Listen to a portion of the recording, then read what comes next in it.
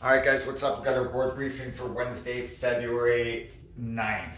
Fairly straightforward, but not straightforward. Let's just talk about it. Heavy day. We got 8 sets for load, 2 front squats every time we pick up the bar. Okay. Ways of doing the workout, it's going to be sort of up to individual athletes how they want to approach this workout.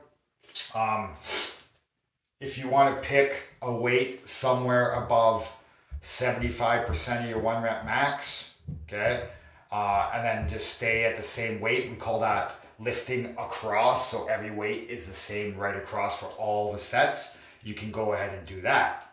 If you want to increase weight every time, you can go ahead and do that.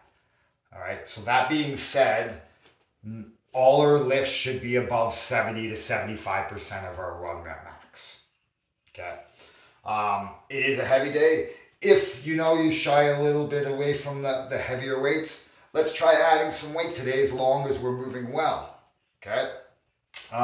If we have trouble front squatting, we can't get down below parallel, we can't keep an upright back, we can try box squatting with front squats, or even box squatting with back squats. Okay.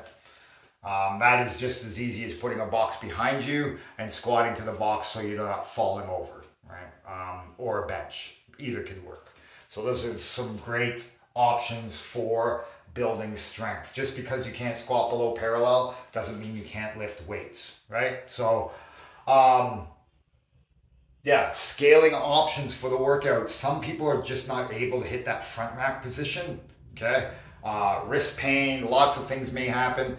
A set of dumbbells can solve that problem even, and goblet squats can solve that problem, right? If you look in the dumbbell rack, there's greater weight than a 50-pound dumbbell. I think there's a 100-pound dumbbell, right? So goblet squatting that thing is, yeah, very challenging. So think about that. If we have a wrist issue or if we can't front rack the bar, we can back rack it and do back squats, or we can do dumbbell front squats. Right, there's lots of opportunity to get around injuries or immobility or impingements. So don't be shy. Come in, get those getaway sticks in shape. Let's do some heavy squats. Warm up, 8-minute EMOM, 8 different movements. We're going 45 seconds per movement. The movements are primarily made up of rowing and squatting. There's going to be goblet squats, wall squats, air squats, prisoner squats, and the rest of the time we're going to work on that conditioning with rowing. So in something like this for the 45 seconds, it's not an all-out how fast can I go row. It's actually just to get our core temperature up. So we want to row at a half decent pace, but not something where you have to get off the rower and be like, oh man, I can't move. We should be able to get off the rower, step aside, wait 15 seconds, recover in that 15 seconds, and then hit those squats, whatever is prescribed. All right. Specific warm up. We got front squat progressions. There's 4 different progressions. We're gonna go through them, help you out, get everyone. My phone just fell over. Get everyone sorted out on where they are gonna be for their front squats. Right.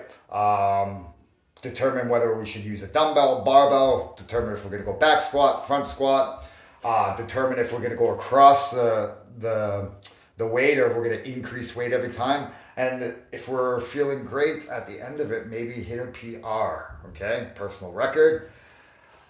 Loading phase, we're going to do 10 reps with the barbell, and then we're going to sort of load up the bar. We're going to do 5 reps at 40 to 50% of our run max. We're going to do 5 reps at 50 to 60%. And then 3 reps at 60 to 70. Now these percentages aren't set in stone, right? They're just guidelines.